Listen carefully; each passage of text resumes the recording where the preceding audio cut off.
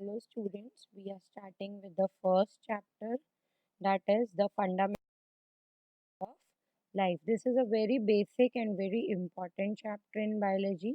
So I want you all to pay attention towards. So let us observe few structures. Now here is the structure of a tower, structure of a monument and the structure of a building. Do you feel that all these three structures they look alike or they differ? Yes, they differ in their shape and size. But there is something which is common in all these three structures. So what is that which is common in all these three structures? Yes, they are made up of a same building block, that is brick.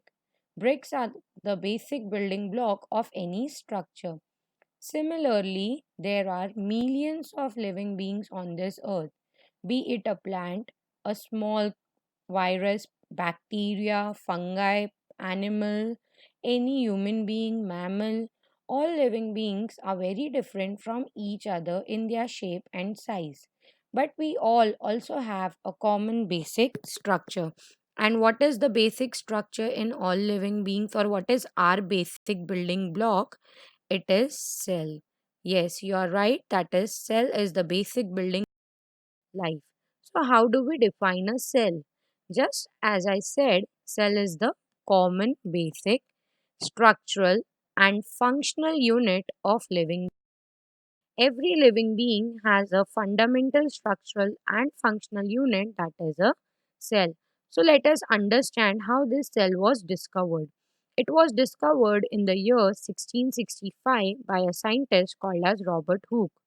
Robert Hooke observed a thin slice of cork, that is, a bark of a tree, and he observed the structure of this cork under his self-designed microscope. Yes, student, that times there were no powerful electron microscopes. So he made his own microscope with the help of mirrors and lenses, whatever he could. So he observed the structure of cork something like this. So can you tell me how does it resemble?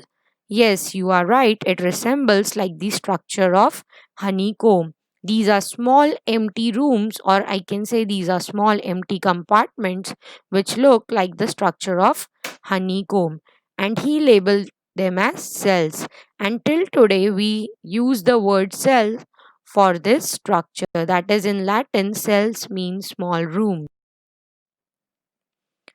So now the living organisms were divided on the basis of this cell. So there are two types of living organisms on the basis of their cell division. First is the unicellular, that is made up of a single cell.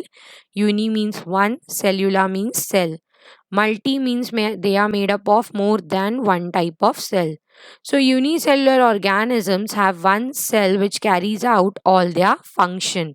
For example, in Chlamydomonas, Paramecium, and bacteria.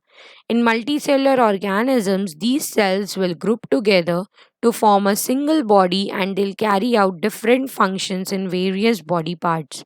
For example, fungi, plants, and animals. Then came the cell theory. The cell theory was proposed by different scientists regarding the study of cell. The first two scientists were M.J. Schleiden and Theodor Schwann in the year 1838 and 39. They stated that all plants and animals are composed of cell, and cell is the basic unit of life. Then in the year 1885, R. Virchow modified this theory by suggesting that all these cells they arise, that is, they came from pre-existing cells. The cells which are there, they divide and redivide and they form new cells. This was the theory of R. Virchow. So with this discovery of electron microscope in 1940 came under picture, and we could understand the complex structure of a